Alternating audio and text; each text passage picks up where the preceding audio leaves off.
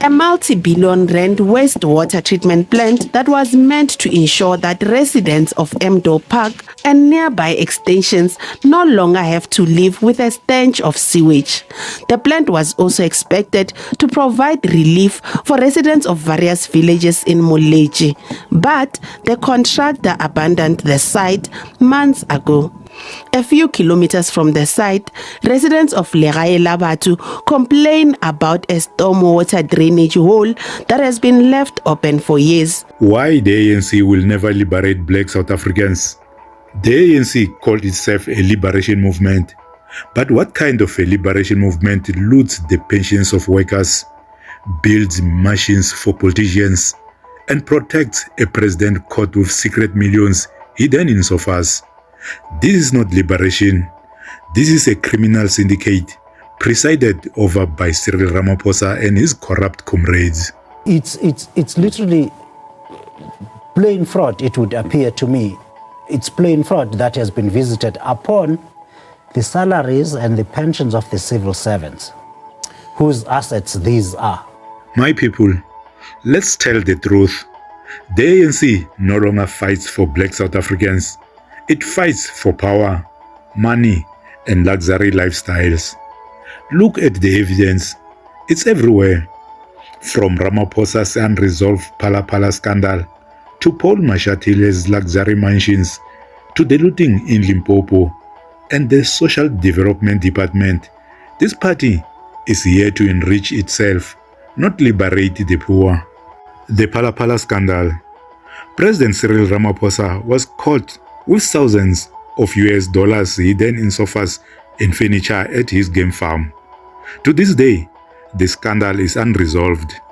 Instead of accountability, there is silence, cover-ups, and protection by parliament. A true liberation leader will never hold foreign cash while citizens go hungry. This is the behavior of a gangster. Paul Mashatile's mansions. The so-called incoming president lives like a billionaire while millions live in shacks. Investigations show luxury mansions in Cape Town and Waterfall linked to Mashatile's lifestyle. How does a public servant afford such palaces on a government salary? If the ANC cared about the people, leaders would live modestly. Instead, they flaunt stolen wealth. Department of Social Development scandal. Whistleblower Lumka Oliphant exposed how the minister wasted taxpayers' money on luxury trips and hotels in the USA. Instead of stopping the looting, the whistleblower was suspended. That's how a syndicate works. Protect the criminals, punish the truth tellers.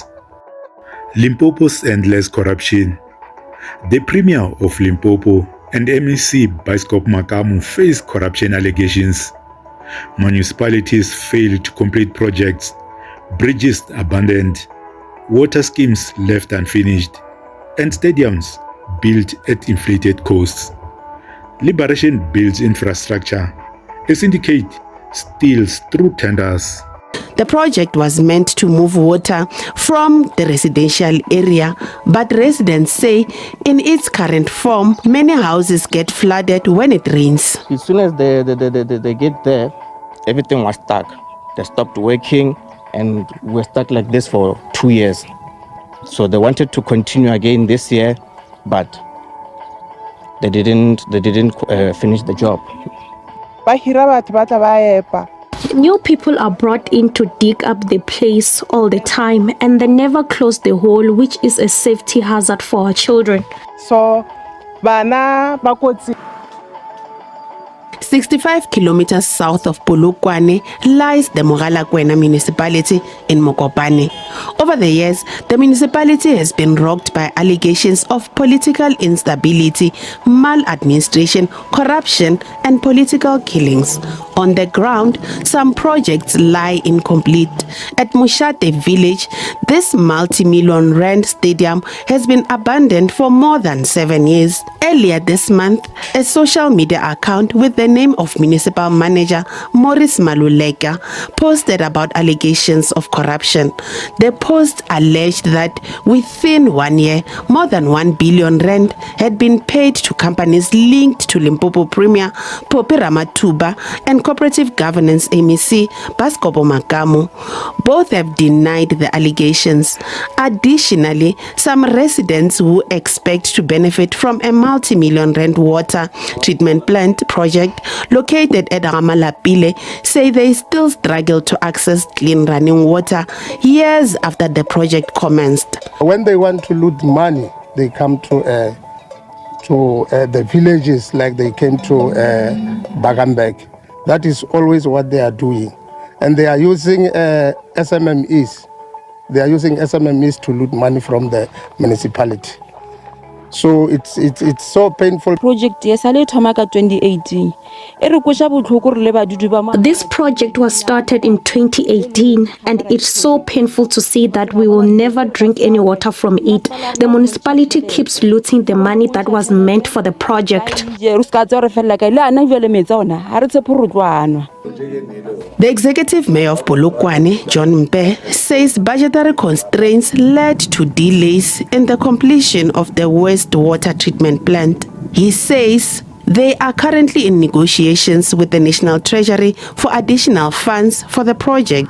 Mpe has also apologized to the residents of Lehae Labatu for delays in completing the stormwater drainage project. He says they have had to acquire special equipment to drill a rock that prevented them from proceeding. Mpe has also reiterated his administration's commitment to ridding the municipality of corrupt officials and contractors. There are quite a number of contractors that we had to terminate.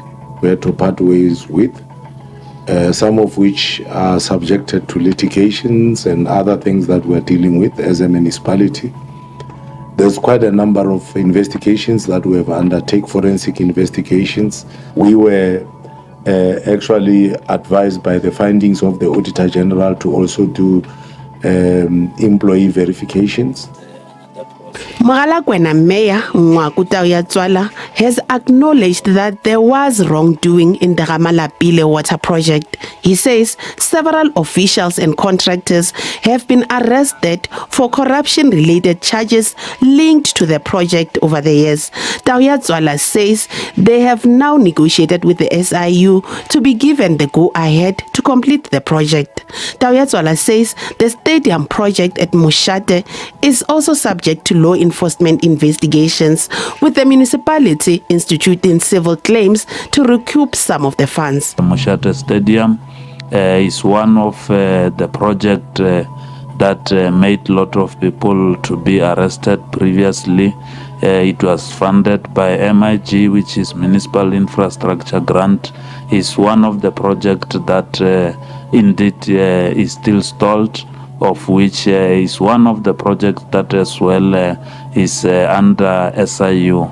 But also at the moment the matter is in court, necessarily because as the municipality we must recover all that money that was spent irregularly from the service providers.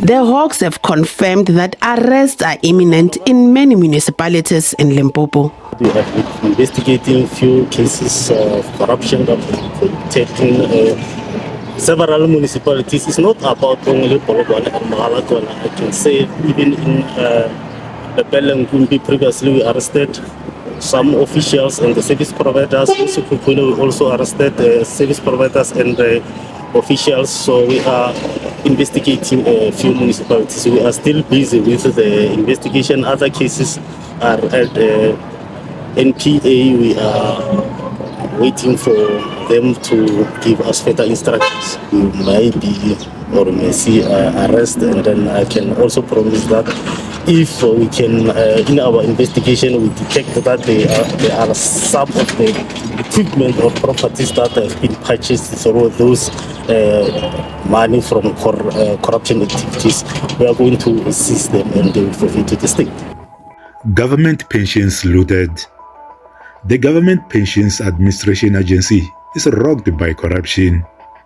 Its CEO suspended, while the Minister of Finance ignored the warnings.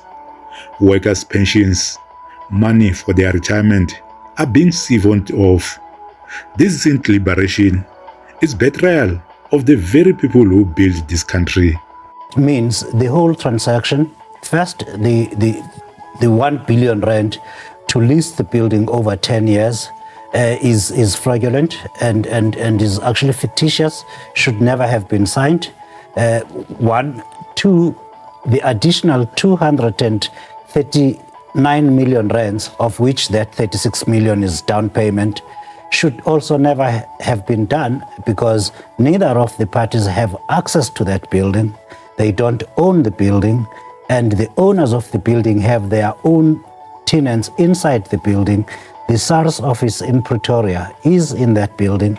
Old Mutual has got an office there in that building, and they have valid leases for the time that Shula has allegedly or purportedly leased to the GPA. So this smacks of fraud. It smacks of corruption. It really smacks of a lot of things that should not have been done, and people should actually be in handcuffs for that kind of transaction. The chief executive of the pension funds, Kidiboni Madihe, gave approval for the transaction after two committees, the bid evaluation and bid adjudication committee, went through the tender process and recommended the one company that actually has no property to lease, overlooking three others that had proof in the form of title deeds to the properties they were offering for this 10-year agreement to move the head office. So Kidiboni Madihe is the chief executive of the Government Pensions Administration Agency, and she appended her signature in approval to the transaction. The chairperson of the bid adjudication committee and the bid committee was, both committees, they were chaired by one person and had exactly the same people as members. So we sit on this chair, this side, and decide we are the bid specification committee, and tomorrow we are the bid adjudication committee. Mongezi Mngabisa chaired those two committees, and they included, amongst others, a person by the name of Leon Nivot, who was part of it. There were 5 other members, and they are all listed in the News 24 story. The evidence is clear. The ANC is no longer a liberation movement, it's a criminal syndicate. From Ramaphosa's secret dollars at Phala Phala, to Mashatile's mansions, to the looting in departments, municipalities, and pension funds, the ANC exists to feed the greed of its leaders. And ask yourself, how can a so-called public servant want millions worth millions? And ask yourself, how can a so-called public servant want mansions worth millions when most of our people live without running water or electricity? How can a president with vast private wealth still hold foreign cash in sofas? This is not liberation, it's exploitation. The Government Pensions Administration Agency has reportedly awarded a 500 million rand biometrics contract to a company without directors. News 24 says the acting CFO, Khaile Molebatsi, committed the State Pensions Administrator to paying 521 million rand to LCS Technologies, which is in the process of deregistration. Well, let's talk now to News 24's investigative journalist, Sikonati Manjancha, who joins us via the virtual platform tonight. Mr. Manjancha, good evening to you. Thank you, as always, for your time. This is a story, quite a lengthy investigative report, which I have gone through. For viewers who may not be familiar with the story, let's try and sum it up in a few sentences. This is a company that is in the process of deregistration. On top of that, it also does not appear to have directors. Question is, have monies started flowing to this company? How did it manage to win this contract? Good evening, and to the listeners. Some of the money has indeed been paid, 43 million rands in total in 3 deposits for 4 invoices that went through to the company. Your question is, how did it win the tender? There was an advertised tender for biometric systems, which really helps the Government Pensions Administration Agency to know it is talking to the right person in terms of its beneficiaries when they make contact with the organization. And that tender was advertised, and a company called LCS Technologies, which said it was representing a consortium called LCS Identify Consortium, won it against 3 other bidders. And the price was set at 67 million rands over a period of 5 years. Now, the circumstances under which LCS itself won this contract are quite questionable. In the last stages, basically, it was the only one negotiating with the Government Pensions Administration in terms of price. The others had been eliminated in the stages before that. And then it was awarded a 67 million rand contract and signed that. But a year later, the acting chief financial officer of the Government Pensions Administration Agency entered into another contract because the contract he had negotiated, I'm saying he because he's the only person whose signature and name appears on the negotiation of the contract, had made a provision that said the GPAA will or reserves the right to add other services should it have other requirements to the contract. And that need arose last year in May, when Mr. Mulibatsi, again alone, acting alone for the Government Pensions Administration Agency, signed a contract worth 500 million rands, adding to the 67 million rand. And for this contract, there were no tenders. A strange thing is, the contract is exactly the same as the contract that was already in place for 67 million rands. The GEPF did not approve this transaction. The GEPF knows nothing about this transaction, and the GEPF asked the Minister of Finance, when a similar questionable deal had been done in July, asked Mr. Godongwana to please place the Government Pensions Administration Agency under the control of the GEPF, which the minister did not respond to. The GEPF has also declined to talk to me. It said we have our processes and we are dealing with this through the Minister of Finance. And the Minister of Finance has now instituted an investigation because News 24 has, since the beginning of August, been publishing a series of articles which at this point, with this particular contract, the damage in terms of exposure of the GPAA's money, which is cash belonging to civil servants, current and former, has amounted to 1.7 billion rand that has been placed at risk through these contracts that appear irregular and most of them fraudulent. The chief executive, Kidibonim Olgamadi, has been placed on suspension on the 22nd of August.